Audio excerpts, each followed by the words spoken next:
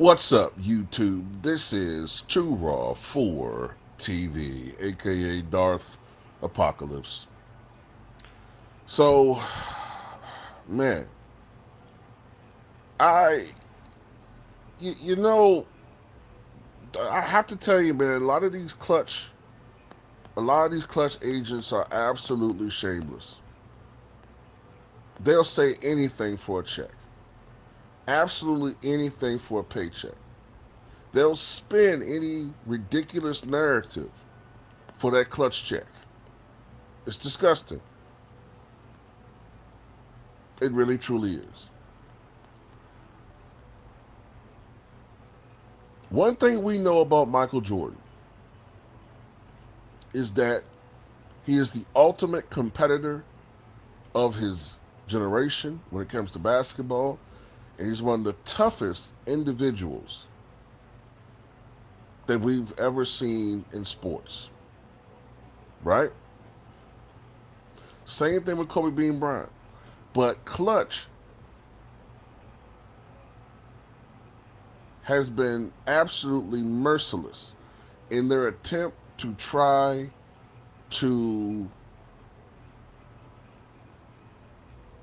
lessen the legacies or damage the legacies of people like Kobe Bryant and Michael Jordan, and essentially taking the weaknesses of LeBron and then trying to flip them on Kobe and Mike. They've already put out this misinformation that Kobe couldn't shoot by using his field goal percentage, when we always say you got to look at the era in which he played in the dead ball era. You got to look at the types of shots he was taking, mostly mid-range and outside shots. And when you look at the most revealing thing, percentage, look at their shooting percentages outside 3 feet from the rim. 3 feet and outside, Kobe was 41%, LeBron 37%. That's the decisive factor.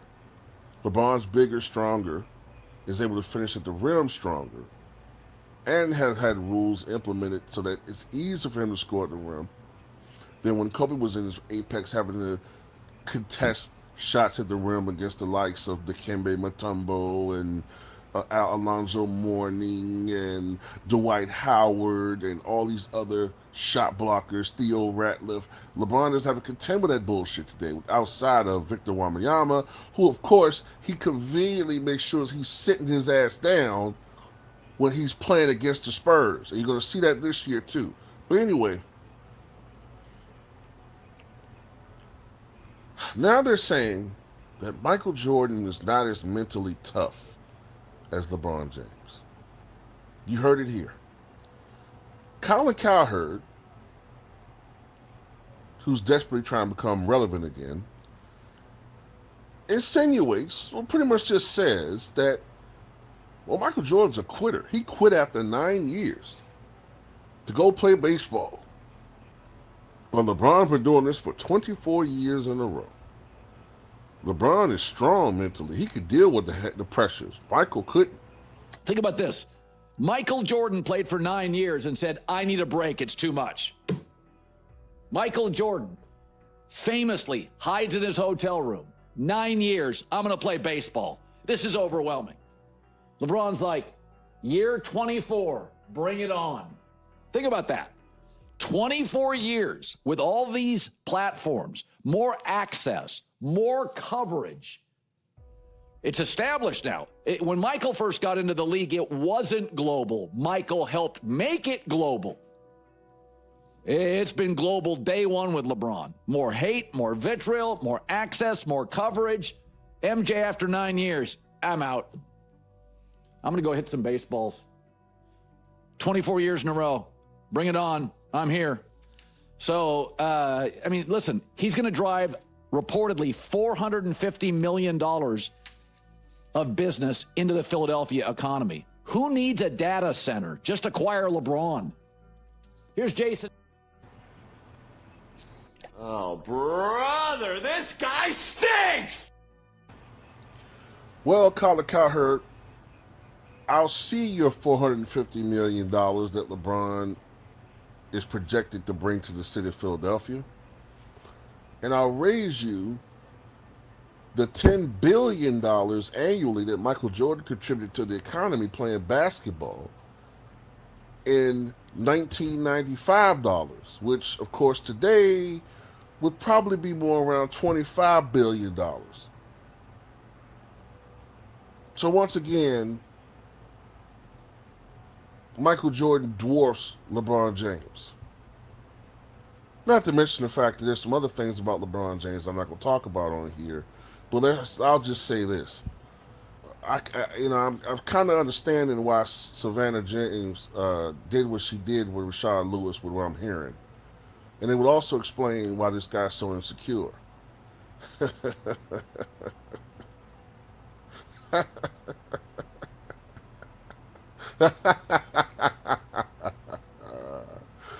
Anyway, look, man, Michael Jordan was in love with the game of basketball. But Michael Jordan was never in love with celebrity. He was never in love with constantly needing adulation and praise and being celebrated like the narcissist. And that's the difference between the two. Michael could deal with it, but as you can see in his retirement, he's perfectly happy being living his life. He doesn't seek fame. He doesn't seek attention. That's one of the reasons why your guy can't let go, because he's addicted to the spotlight. He's a fucking narcissist. Everywhere he goes, he has to absolutely drain all of the oxygen in the room for himself. Only one person can be the center of attention. It's him. That's one key difference between the two. Michael was dealing with a lot more. See, LeBron, yeah, he goes to events and he goes to all these different, events, or he'll go to a World Series, or he'll go to the Super Bowl. But you better believe that security is making sure that all of his fans who will fucking go to the fucking penitentiary for his ass stay thousands of feet away from his ass. And usually he's in a controlled environment when he's at these events. Michael, more or less, wasn't always in controlled environments. Fans sometimes overwhelmed him. He talked about how sometimes he could feel the eyeballs of fans burning through his skin, and as if they were, trying to go into his soul and his body. Also, he wasn't constantly protected by a machine. If you recall that last season before he retired the first time, there was a gambling scandal that he was involved in. That's when Michael was hiding out in hotels and staying away from the media, because they were asking him the same fucking stupid questions. Your guy, could you imagine if there was anything attached to him that was negative or scandalous? Could you imagine that? Hell, he couldn't even handle dealing with negative questions fielded about the play of his son. Go ask Bronny, he's a grown man. He couldn't even deal with that shit. Not to mention the fact that you're completely omitting from the fact that his father was fucking murdered. His father was murdered. And his father had always wanted him to play baseball. So he's dealing with several things around this time period. His passion for the game was waning because he needed a challenge, and basketball had become too fucking easy for him. Then the scandal took the passion, took the fun out of being Michael Jordan for a while. Then his father, little whatever little inklings he had that maybe he would go play, it was taken away from him when his father was murdered that off summer, or that off season, I should say, during the summer of '93.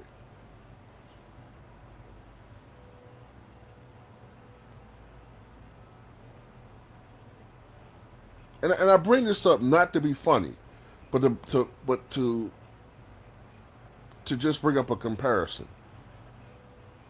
When Bronny went through what he went through, and he was in the hospital, right? Supposedly in the Mayo Clinic. Was Bronny on social media, or LeBron on social media when that was going on? Or was he in Minnesota tending to his son, making sure that his son was okay, right? Was he thinking about basketball? Was he concerned about basketball? No. He was wanting to make sure that his son survived. That was his kid, right? So Michael Jordan isn't human anymore. His father, who was close to still the prime of his life in his late 50s, was viciously murdered by two pieces of shit, right? Then they found his father's body. They didn't find his father's body for a week, so I hate to be gruesome here, but his father's remains were decomposed. He had to see that shit. You really think he was in a right frame of mind to play fucking basketball? You stupid. Oh. Colin Cowherd, you've had some bad takes before, but this is absolutely despicable. Despicable. I know one thing. Michael Jordan never quit the Chicago Bulls and then ran and conspired with other superstars to form a super team. He didn't go on social media and bitch and complain about having to play so many back-to-backs. He didn't co-sign with the commissioner that the league should shorten the season from 82 to 62 games. He didn't undermine the league and talk about how his son, who was a middling college student, is better than half the fucking league. And they have to,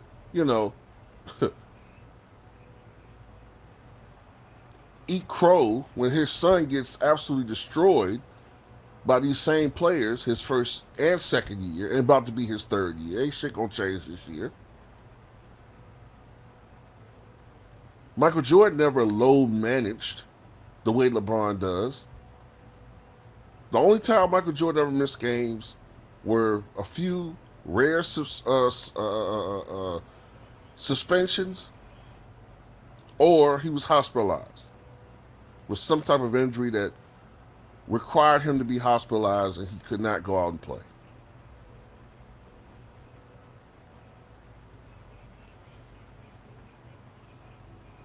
He didn't whine to his general manager, confirmed by Jerry Krause, that they need this player, they need that player. Can you go get this guy? Can you go get that guy? He dealt the cards that that he dealt the hand that he was dealt,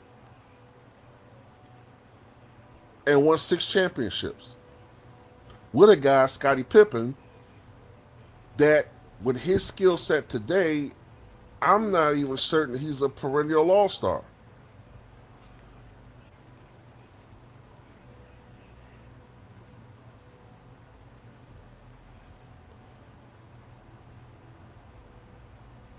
Maybe, a better version of Andre Iguodala. But Pippen was a 33% three-point shooter. Not a great mid-range shooter. Pretty athletic, but, is he really? I don't know.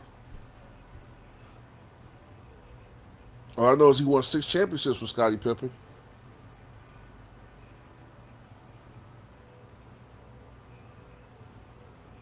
The nerve of this guy. They talk about how, LeBron's been doing it for 24. The game is so fucking easy. There's no physicality in the game.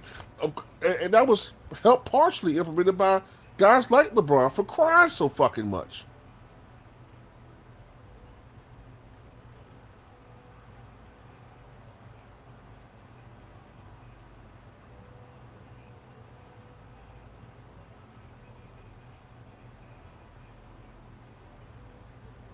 I'm so sick of them using this, oh, Mike quit after 9 years. How do you quit when you're dominating something? LeBron's quit multiple times. He's quit on Cleveland twice. He quit on Miami. Essentially, he quit on LA, but they quit on his ass first, and he just want to make it seem like he quit on them. And he could have quit on Philly if this shit don't work. He's a quitter. Get the hell up out of here, man. Anyway, that's all I got to say about it, man. He is declining at such a slow pace that people are actually sitting around going, is he getting better? Which is impossible, but he's making us imagine that. How could he be having a bad year? It does raise an eyebrow that he gets better as everyone gets worse. I'll leave it at that.